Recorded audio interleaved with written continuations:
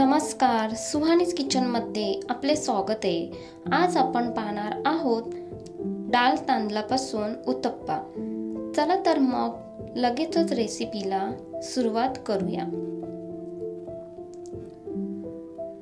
एका बाउलमध्ये 3 वाटी तांदूळ घेणार आहे। इथे मी रेशनिंगचे तांदूळ घेतलेले आहेत आणि 1 वाटी उडीद डाळ घेतलेली आहे। 1 चम्मच मेथी दाणे घालायचे आहेत, कारण त्याने पीठ छान असे फर्मेट होते। व्यवस्थित धुवून घ्यायचे आहेत डाळ आणि तांदूळ आणि त्यामध्ये पाणी घालून घेते आणि हे असेच 7 ते 8 तास भिजत ठेवणार आहे। 7 ते 8 तास झालेले आहेत आणि डाळ आणि तांदूळ छान असे भिजलेले आहेत। त्यातले एका ग्लासमध्ये पाणी काढून घेते। हेच पाणी डाळ आणि तांदूळ वाटण्यासाठी वापरायचं आहे। एका मिक्सरच्या भांड्यामध्ये डाळ आणि तांदूळ थोडे थोडे काढून घेते आणि हे मिक्सरमधून छान असं बारीक वाटून घ्यायचं आहे। एका भांड्यामध्ये हे मिश्रण काढून घेते। अशाच पद्धतीने डाळ आणि तांदूळ इथे मी सर्व वाटून घेतलेले आहेत। एका चम्मचने हे बॅटर व्यवस्थित मिक्स करून घ्यायचं आहे। मिक्सरच्या भांड्यामध्ये थोडंसं पाणी घालून हे फिरवून घेतलेलं आहे आणि तेच पाणी इथे मी घातलेलं आहे। एकाच डिरेक्शनमध्ये हे बॅटर फिरवून घ्यायचं, म्हणजे त्यामध्ये हवेची पोकळी तयार होते आणि बॅटर आपले फर्मेट व्हायला मदत होते। हे असे झाकण मारून उबदार ठिकाणी रात्रभर ठेवणार आहे। दुसऱ्या दिवशी सकाळी छान असं बॅटर आपलं फर्मेट झालेलं आहे। इथे पाहताय, मस्त असं बॅटर आपलं फर्मेट झालेलं आहे।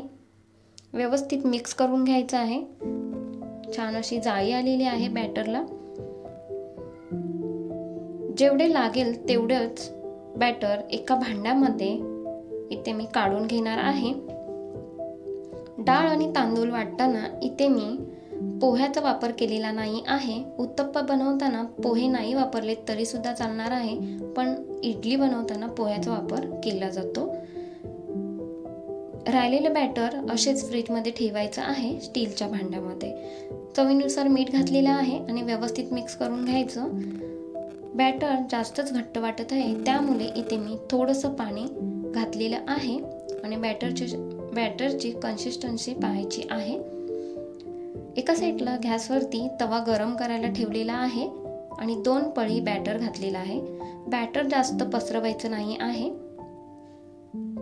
पावभाजी मसाला घालून घेते। तिखट भुरभुरलेलं आहे थोडेसे। कांदा घालायचा आहे। टोमॅटो घालून घेते। कोथिंबीर घालायची आहे आणि थोडंसं तेल घालून घेते, म्हणजे कडा छान अशा मोकळ्या होतात।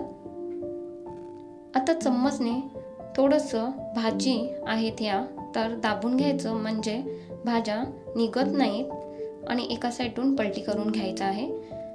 पलटी करून झाल्यावर दुसऱ्या साईडून सुद्धा छान असा उत्तप्पा शेकून घ्यायचा आणि इथे छान असा उत्तप्पा तयार झालेला आहे। दुसरा सुद्धा उत्तप्पा अशाच पद्धतीने करून दाखवणार आहे।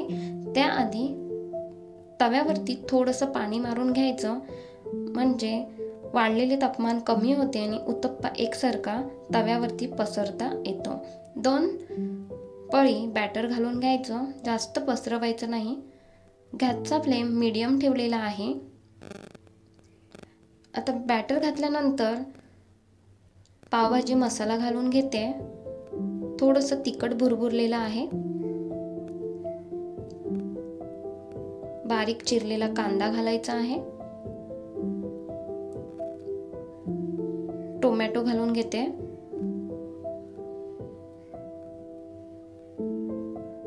टोमॅटो घातल्यानंतर थोडीशी कोथिंबीर घालून घेते आणि थोडंसं तेल घालून घ्यायचं आणि वरून थोडंसं प्रेस करायचं आहे, म्हणजे भाज्या छान अशा चिटकल्या जातात।